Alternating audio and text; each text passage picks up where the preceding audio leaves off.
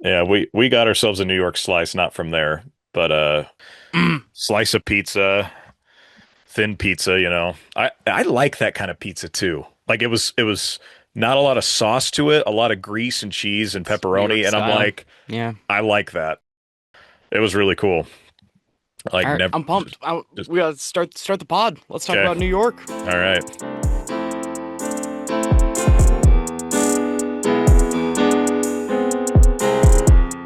We welcome you to week 3 of Wilk and Wish, your weekly update of Utah athletes in the National Football League. And we'd like to highlight you, the fan, as well. Not highlighting any one specific fan base this week. I might talk about how sad one certain fan base is, because I saw that in person on Sunday, Yeah, and that'll how come up. happy another fan base is that we've highlighted a lot on the show over the years. Cole, it's always Huh. fun to do the show after being at a game. I was at Bills Jets on Sunday. Sat pretty high. Tell me about it, Tanner. MetLife This is is MetLife is fast. This is kind of in place. We don't have a guest today, so before we get to the breakdown, the rundown, this is kind of in place of having a guest. right. New MetLife York is, City is our guest. yeah. First of all, it's just incredible. 10 out of 10. Everyone should go Yes. experience Manhattan and everything that encompasses that. And we didn't even do everything because I'll be going back in November, and there's a good chance my wife comes with me. Love it. Wanted to set aside a few things that we wanted to do together.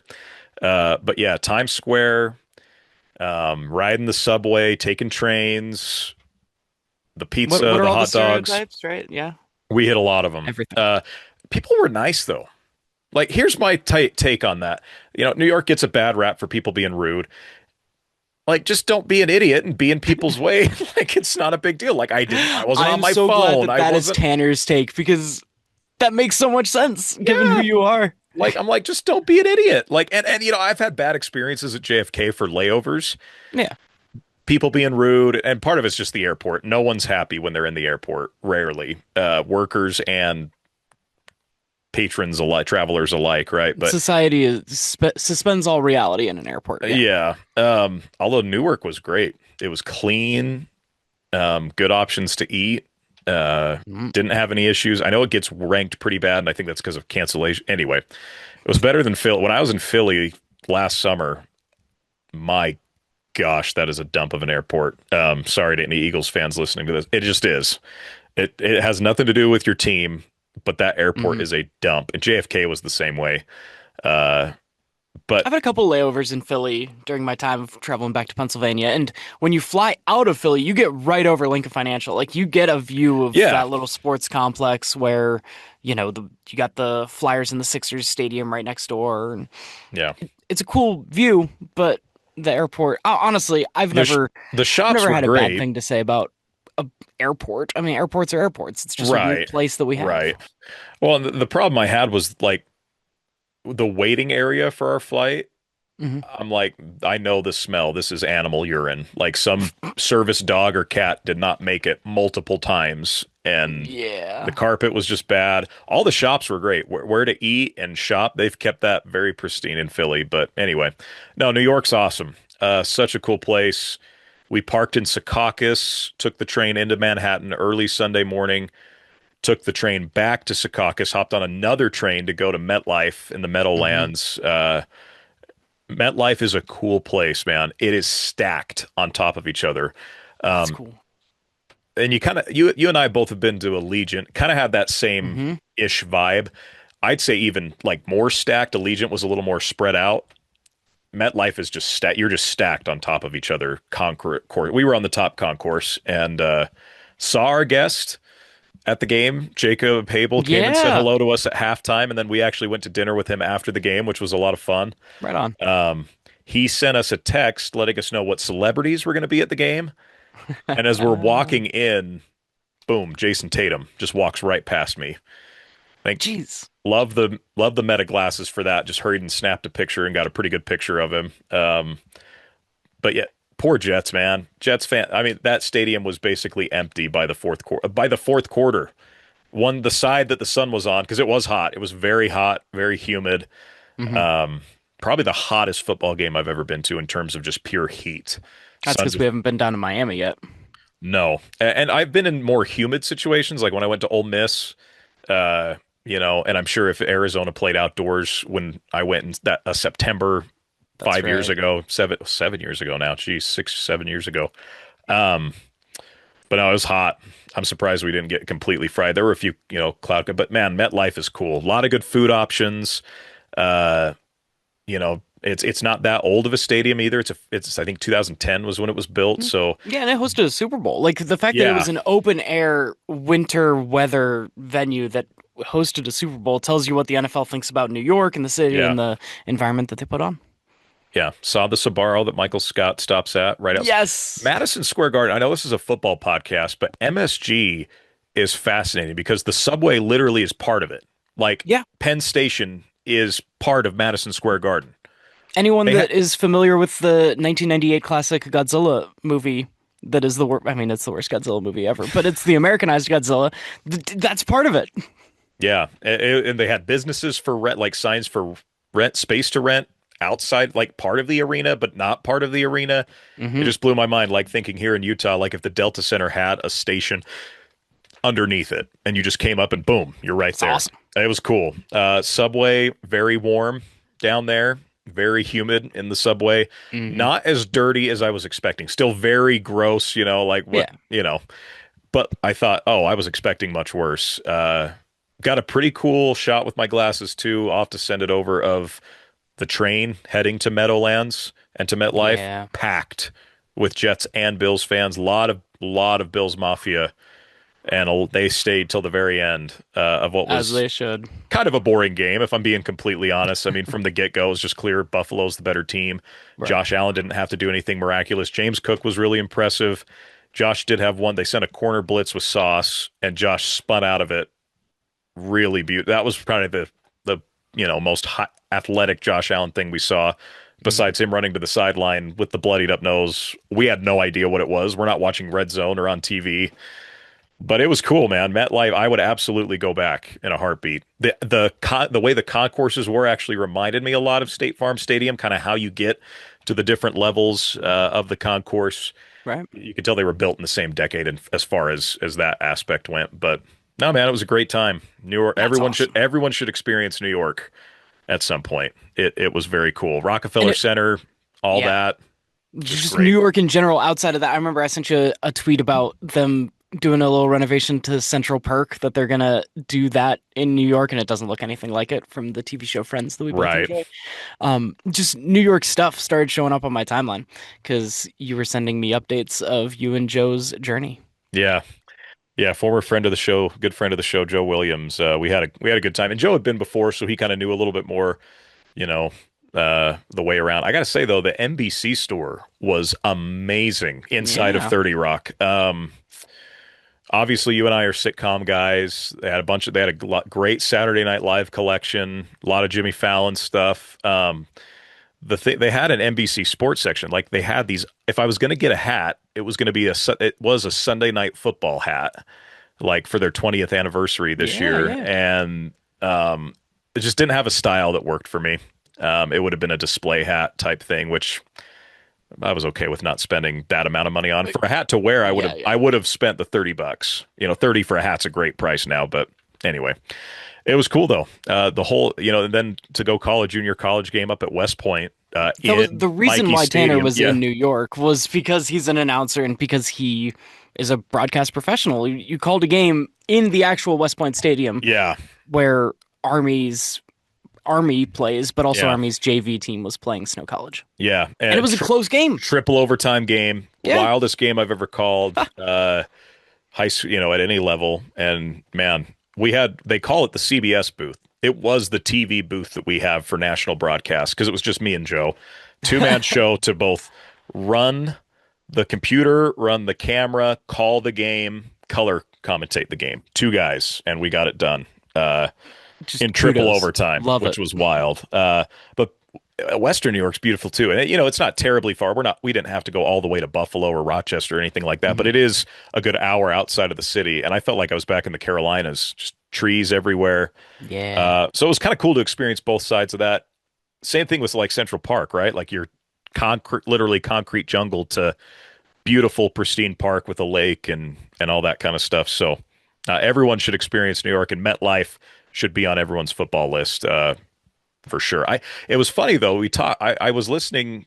Joe Buck was on. I believe it was a Barstool podcast that I don't subscribe to, but I get highlights It on, shows up on TikTok. yeah, on TikTok and Instagram.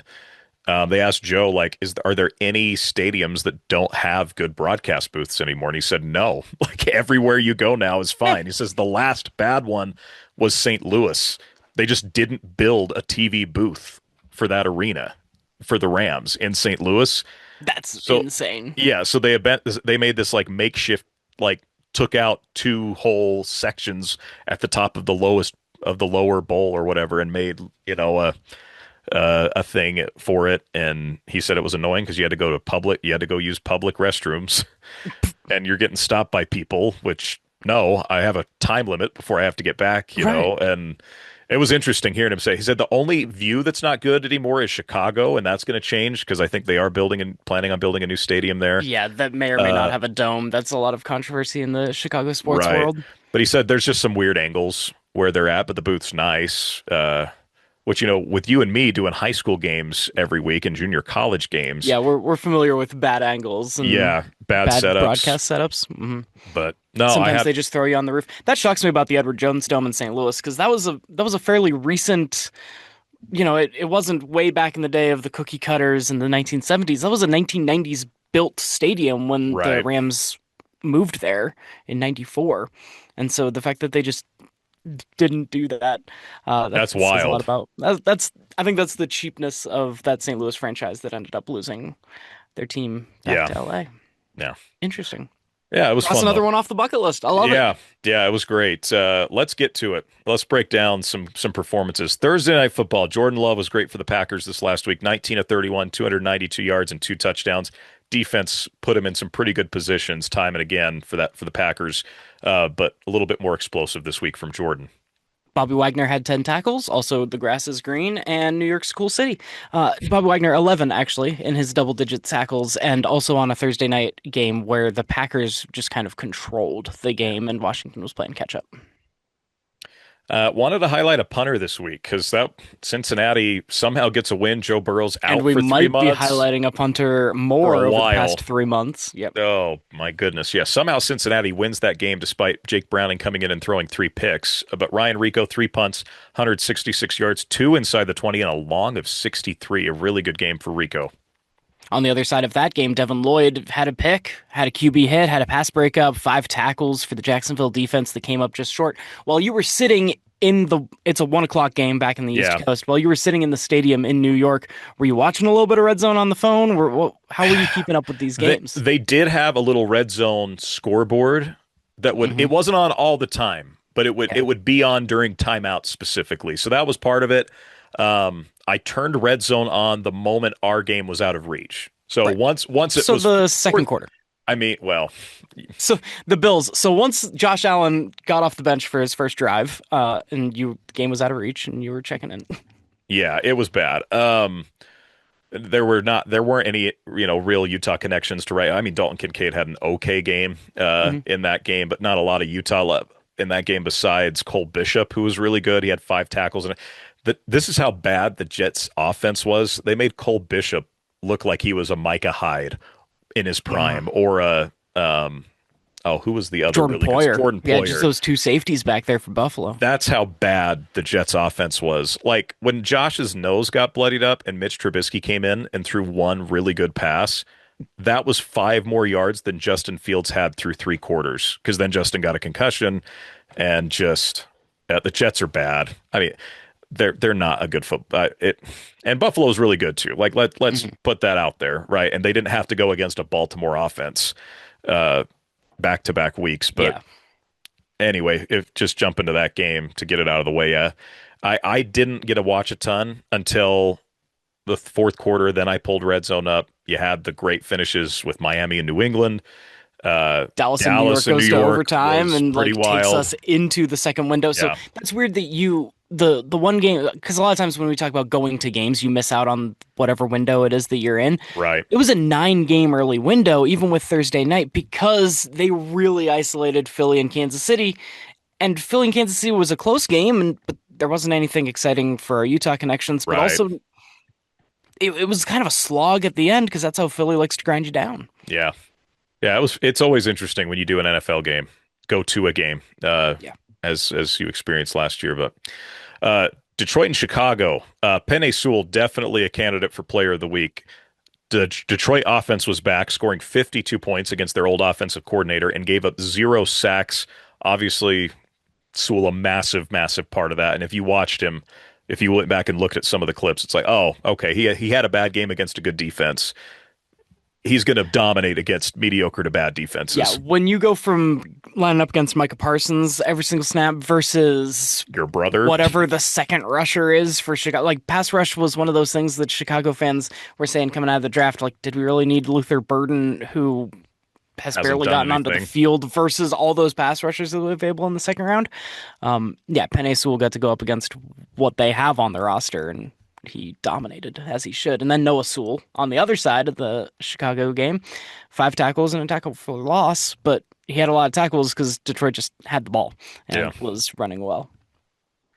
A lot of good participation from Utah athletes in the NFC North. Puka Nakua takes a 45-yard touchdown to the house on a jet sweep that broke a couple tackles along the way. Yeah. That it was funny because they were showing leading rushers on the week up on the scoreboard at MetLife, It was the first and touchdown of it the game, was so that was early yeah. on. Puka was just Puka was the because Josh Jacobs had 82 on Thursday, so he stayed on top for a while, and then you see Nakua, and I'm like, oh, well, that was clearly a jet sweep because yep, Joe turned to me and was like, "How is Puka the second leading rusher like already?" Like it was crazy. But he one play. also had 8 catches for 91 yards. I mean, just not slowing down at all. Every time you think Puka's finally going to come back down to earth, maybe he does for a game, but then it's like, no, the consistency is just insane with what he's doing right now. Yep, and still getting that volume even with Devontae Adams on the other side. Fred Warner is a guy that we always like. If we're going to talk about Puka every single week, we're going to Yeah. talk about Fred Warner every single week. He had 11 tackles, one of them tackle for loss, had a pass breakup, had a fumble recovery as well, being involved in that game. San Francisco, just a good solid win against a team that they need to beat. Yeah. So even with the injuries, the Niners should have won that game. Rashid Mhm. Shaheed, though, did play well. 4 catches, 52 yards, got his first touchdown of the season for the Saints. So if there was a bright spot there, the Saints have been competitive, and we kind of talked about that in our preview, right? Like Kellen Yeah, Moore is going to coach a good game. They're not going to try to lose football games. They just they don't haven't have won a yet, very good but roster. Yeah. right, they'll be in them. A couple Steelers in our Utah connections. Jalen Warren had 14 carries, which he's still leading this backfield, and especially after what Caleb Johnson gives you on special teams, Jalen Warren is not in danger of losing that job anytime soon. 14 carries, 48 yards, also 4 receptions for 86 yards. Yeah.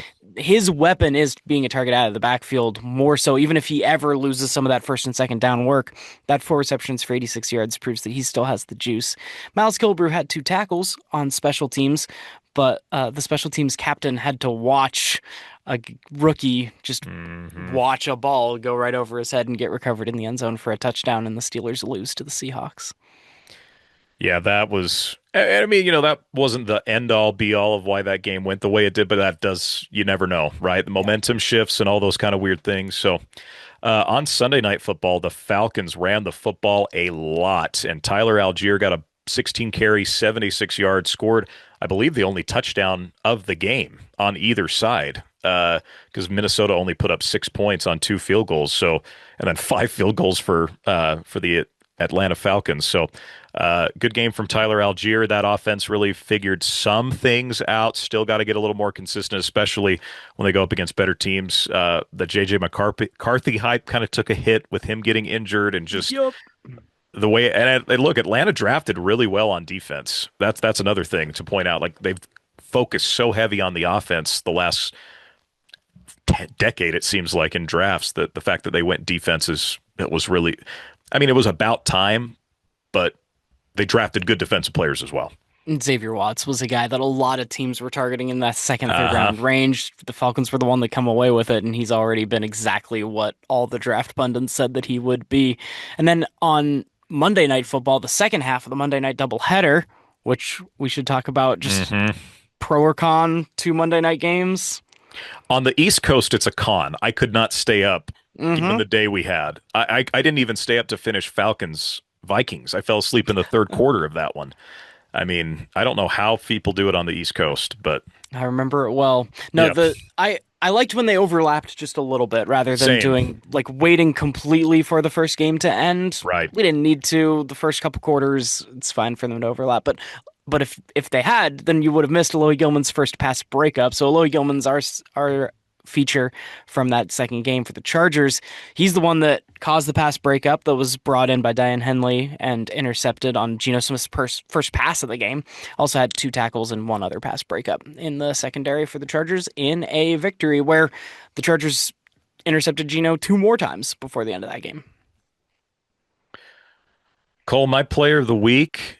I got to give it to Penei Sewell for bouncing back. I think that's as good as Puka and Fred were. They were good in week one as Yeah. well. So I'm going to give it to Penei for kind of having a major bounce back week in an offense that we're thinking, okay, yeah, even with Ben Johnson gone, like maybe the play calling's not the exact same, but this is the same group of guys, same rhythm, same chemistry that are going to get it done for Detroit this year.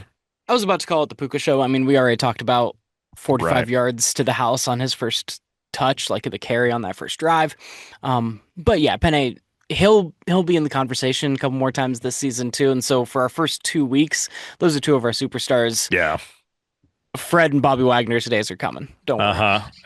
I think Jordan Love too. I mean, Jordan looked a lot better for last sure. week. And Tucker Kraft, man, that I was targeting him in a lot of fantasy drafts and just never was in a good position to take him. Hmm. But yeah, he's got that might be his best weapon on offense is his tight end, given some of the And injuries at receiver and I've yeah, got a little bit of Matthew Golden in fantasy, and that just because I was all in on this being the Jordan Love season and everything's coming together for the Packers. One receiver has to step up. It seems like it's been Tucker Kraft, though, so yeah. far, versus the rookie or some of the other hurt wide receivers that he's dealt with before. Heck of a week in picks Mm. for our Tanner Wilkinson, 13 I and 3. I had a good week. I think the only ones I got wrong, Atlanta and Minnesota. I picked Mm-hmm. Minnesota. We all picked Minnesota and we all picked Pittsburgh. That's right. And then Kansas City, Philly, you were on just the wrong side of the Yeah. Super Bowl rematch. That was close, Yeah. of course. Like, there's no I, shame in I that. I was feeling pretty good after looking over that. I'm like, oh, I got most of these right. So we'll see how we go here into week three. No guest picker, so Jacob Habel.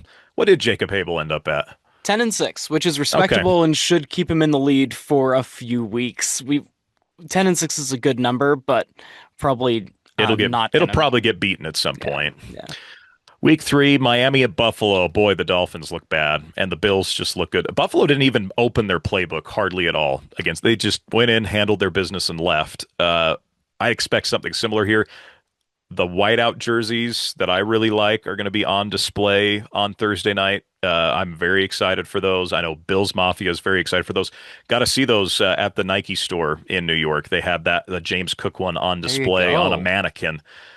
Beautiful in person. So yeah, Buffalo wins. I'd take the over on this handily. The way Miami's so dysfunctional right now. Yeah, and honestly, playing on a Thursday, Buffalo didn't open up their playbook, but if Mike McDaniel doesn't open up his playbook at some point here, he might not make it past week 3. I mean, in press conferences, just so despondent. He seemed pre-fired coming into the season, even after being in the playoff hunt right down to the last week last season. The ownership does not give him any kind of vote of confidence, and then coming out this flat to start. If you get blown out against Buffalo and you're looking at a 10-day gap before your next game because you play early here, we could see our first coach firing this early Yeah, in the season. It's not which crazy. sucks because we're Mike McDaniel fans. But Yeah. you and I have been talking. It's amazing how even it's like kind of worn on us that we're like, oh, this gimmicky is being gimmicky is only fun when you win. Hmm. Yeah, And he's not, credit him, he's not like trying to bring the gimmick sure. anymore. He's not still getting up there and nerding and giving his version of coach speak. But what it's fallen to is just he doesn't look like he has energy at all. No, And a, that def a defeated man, which is really sad. and players only meetings this early, a lost locker room, it seems like from the outside, Yeah, and the biggest spread on the week, 11.5 points favoring the Bills. Um, and we're both taking the Bills, and I imagine everyone in America is taking the Bills. yeah. The second largest spread of the week is going to be the next game that we talk about, and it's the Packers versus the Browns. Browns defense has brought a little bit of something, a little bit of that 2023 juice back to them, but the Packers might be the best team in football. Now, the Eagles are still the best team in Sure. football, but for lack of just sounding repetitive and being boring, Packers are a sexy team in football, and I'm taking the Packers.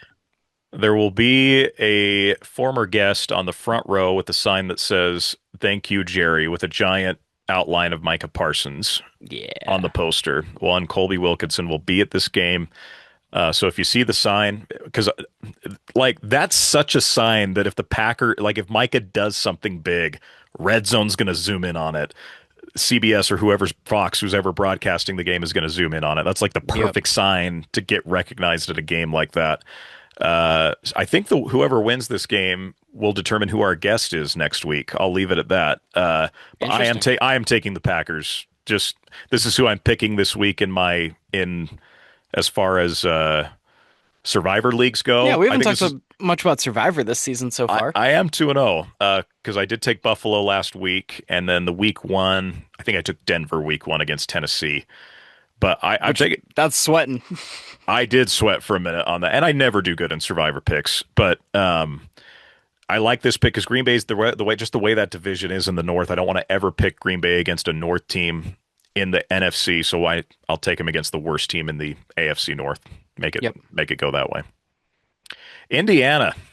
Indiana Jones. The Colts are 2-0. We didn't really talk much about how disastrous that went for Denver at the very end.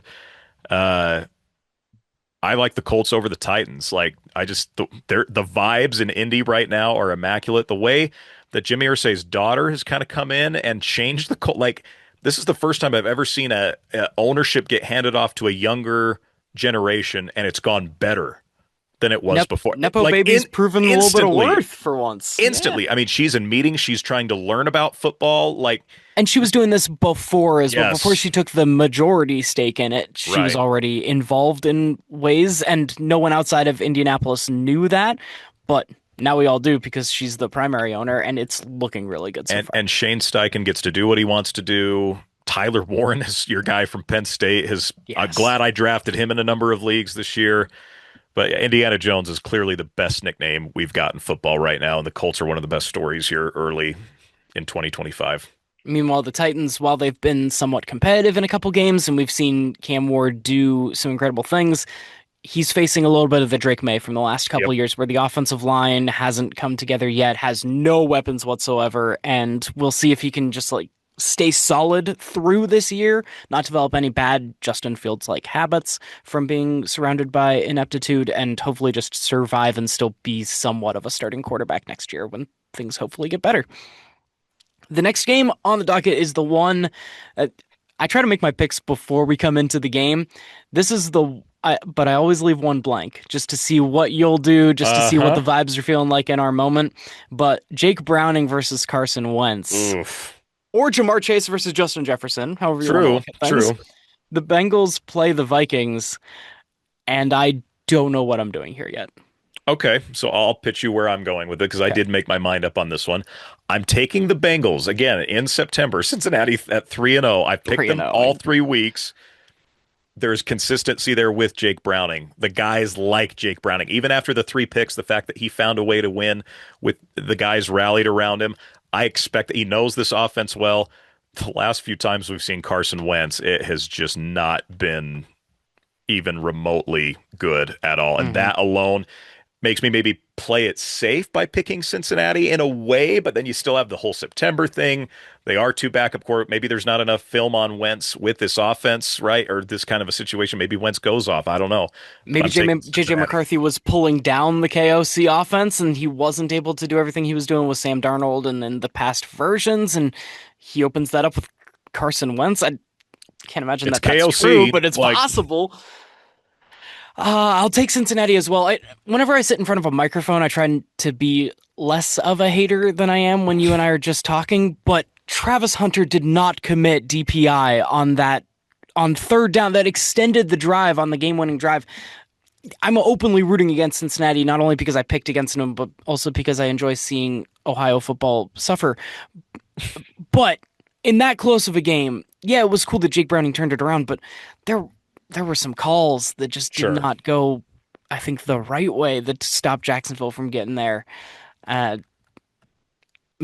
I will take Cincinnati. It does make sense that Jake Browning should have more going for him than Carson Wentz does this week. What a sentence. Your Steelers in New England, both teams coming off opposite results, both come in 1-1. I'm going to go with New England. I think there's just a little bit more momentum there. Drake May looked great last week, given it, even though it was Miami. I'm going to take the Patriots in a really close. I think this has a chance to be a witching hour type game. I'm scared. I am taking the Steelers because I don't think that this Patriots team is fully developed and just coalesced Sure. yet. And I think the Steelers are more just ready to go, but this defense has been terrible. And if there's a team as a Steelers fan that I have seen tear apart the Steelers, even when their defenses were unimpeachably good, it has been a Josh McDaniels coached Patriots offense. And Drake May isn't Tom Brady, but he can do a lot of spectacular things. And Josh McDaniels knows how to attack a defense that has not really changed their face over the past Right. 15 years of him facing up against them. And so I'm not confident, but I am taking the Steelers here. Rams versus the Eagles. And the Eagles, I do think, are clearly the best team in the Yep. class of the NFL. This is still early in a Rams season where not a lot of people are hurt yet, and I am taking the Rams here Ooh. to get a little bit of vengeance from that being one game away from it last year. I'm still not convinced that things are going to stay together for the Rams, and they're relying a lot on the old players, but early in the season to get to 3-0, I can see happening. See, and I'm going to go with Philly, but I would take the under at 3.5. I think this also is Close a witching game. hour type game. Philly grinding it out at the end, maybe low scoring type situation. I'm taking the Eagles in a close one. This one won't be a close one. No, Jets head to Tampa. Man, how great is Baker Mayfield's story? Like, love me some Baker at home. I saw the Jets in person that often. Now, Tyrod Taylor was a shot in the arm late in the game when the Bills had their second string in. I'm still taking the Bucks. And I take the over at 6.5. It was 6.5 for Buffalo last week. I'm taking the 6.5 for Tampa this week too.